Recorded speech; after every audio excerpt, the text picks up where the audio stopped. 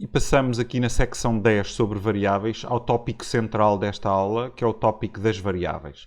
Na verdade, tudo o que dissemos até agora são tópicos necessários para conseguirmos perceber esta criação de variáveis em Python. Estes primeiros parágrafos são uma motivação. Portanto, no primeiro parágrafo diz-se que na generalidade dos programas é necessário manipular valores que estão armazenados em memória de computador. É verdade. Por exemplo, estou a pensar num jogo. Num jogo o jogador tem uma certa pontuação e é preciso manipular esse valor da pontuação. Ir incrementando consoante o jogador faz mais pontos, ir incrementando o valor dos pontos que o utilizador tem.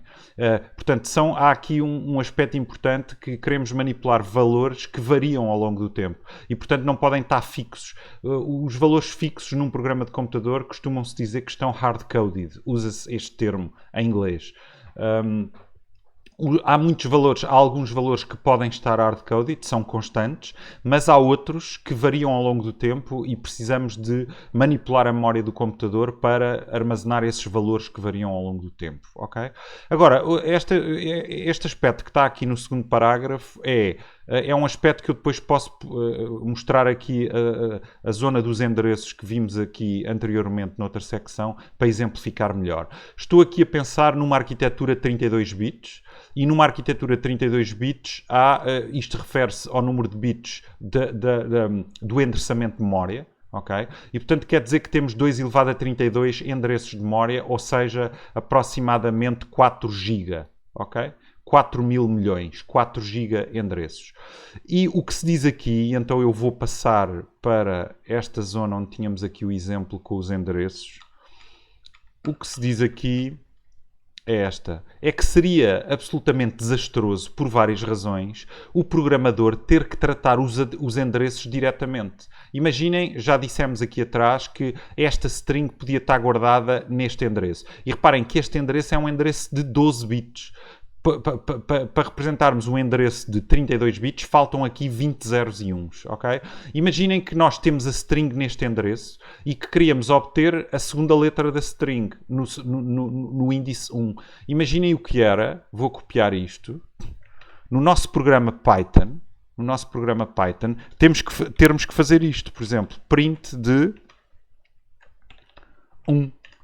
Qual é o problema disto? É que a escrever números com 32 bits, obviamente podíamos representar isto noutra base, tipicamente hexadecimal, que ficava muito mais curto, ou mesmo na base inteira, ficava mais curto, mas com números destes, nós íamos nos enganar de certeza absoluta, porque íamos trocar um 0 por um 1, estamos aqui a programar e a seguir na linha de baixo, criávamos esta string e depois tínhamos que usar este endereço para obter a segunda letra desta string. Isto era absolutamente desastroso.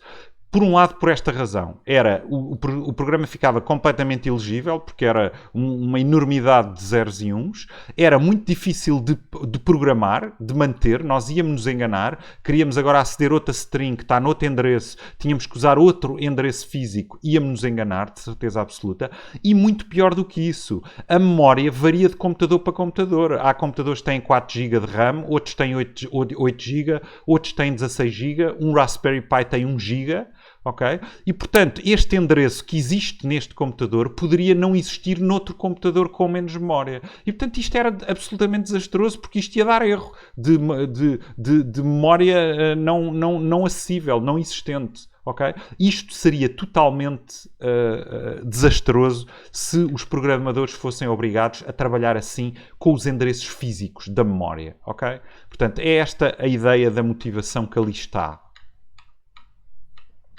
Okay? Aqui nas variáveis, era desastroso e por esta razão, e eu vou parar aqui neste parágrafo, por esta razão a generalidade das linguagens de programação permitem que o programador manipule os valores em memória usando nomes escolhidos pelo próprio programador, os nomes das variáveis. No caso Python, o interpretador da linguagem, em conjunto com o sistema operativo, encarrega-se da tradução dos nomes escolhidos pelo programador para endereços físicos, ok? E pronto, entramos então aqui nas variáveis. Nós vamos poder manipular valores em memória, não através dos endereços físicos, seria desastroso, mas através de nomes de variáveis.